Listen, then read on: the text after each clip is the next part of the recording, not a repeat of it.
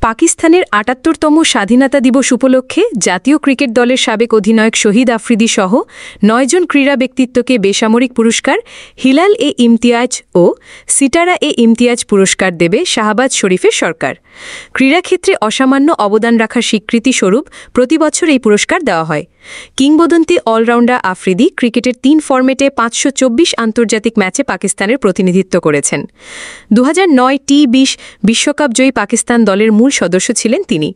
আফ্রিদি ছাড়াও পর্বতারোহী শেহরোজ কাশেফ পাবেন হিলাল-এ-ইমতিয়াজ সম্মাননা।